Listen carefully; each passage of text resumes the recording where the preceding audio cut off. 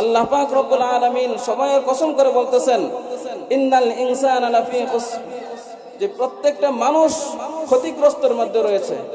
ইল্লাল্লাযীনা আমানু ওয়া আমিলুস সালিহাত, তবে দুই শ্রেণীর মানুষকে আল্লাহ তাআলা এখান থেকে বাদ দিয়েছেন।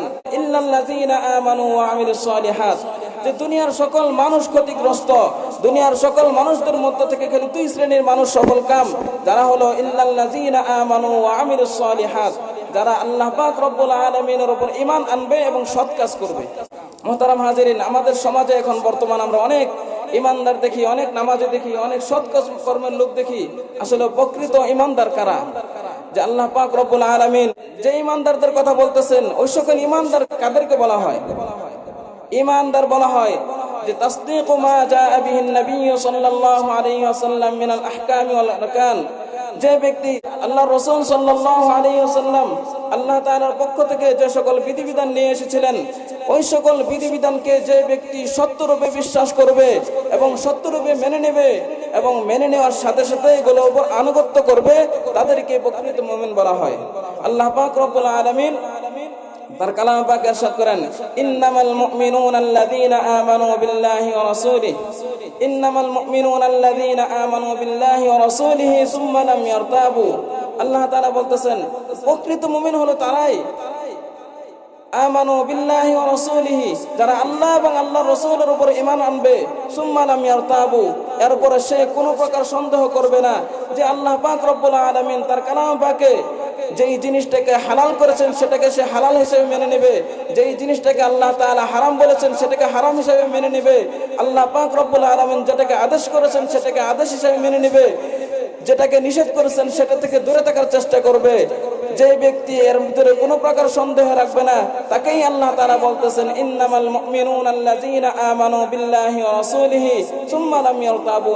প্রকৃতপক্ষে ঈমানদার হলো ওই ব্যক্তি, যে ব্যক্তি আল্লাহ এবং আল্লাহর রাসূলের উপরে ঈমান আনার পরে কোনো প্রকার সন্দেহ পোষণ করবে না, তাকেই বলা হয় প্রকৃত মুমিন। মুহতারাম হাজিরিন, প্রকৃত মুমিন রাসূল কারীম সাল্লাল্লাহু আলাইহি ওয়াসাল্লামের জামানায় প্রকৃত মুমিন ছিলেন সাহাবা কেরাম। পক্ষান্তরে আল্লাহ পাক রব্বুল আলামিনের পক্ষ থেকে যে বিধিবিধানগুলো নিয়ে এসেছিলেন, ওই বিধিবিধানগুলোকে অস্বীকার করেছিলেন তৎকালীন জামানার ইহুদি জাতি।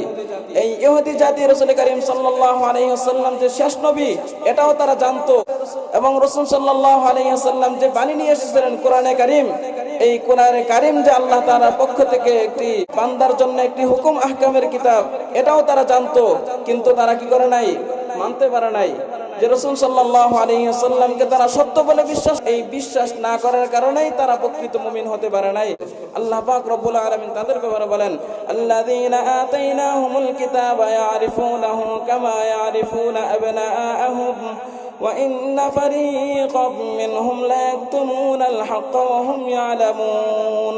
আল্লাহ তাআলা বলতেছেন, আল্লাযীনা আতাইনাহুমুল কিতাব, যাদেরকে কিতাব দেওয়া হয়েছে, ইয়ারিফুনাহু, তারা এই কিতাবটাকে এমন ভাবে চিনেছে, কামা ইয়ারিফুনা আবনাআহুম, যেমনি ভাবে তাদের পিতামাতাদেরকে তারা চিনতে পারে। মুহতারাম হাজিরিন, কোন মানুষ কি তার বাপকে চিনতে ভুল করে? তার মাকে চিনতে কেউ ভুল করে?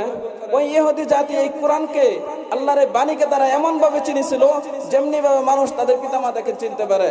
ইয়ারিফুনাহু কামা ইয়ারিফুনা আবনাআহুম, তারা এই কোরআনকে তাদের মানুষ যেভাবে তাদের পিতামাতাদেরকে চিনতে পারে, ঠিক ওই রকম ভাবে চিনেছিল। কামা ইয়ারিফুনা আবনাআহুম ওয়া ইন্না ফারীকাম মিনহুম লা ইয়াকতুমুনাল হাক্কা ওয়া হুম ইয়ালামুন।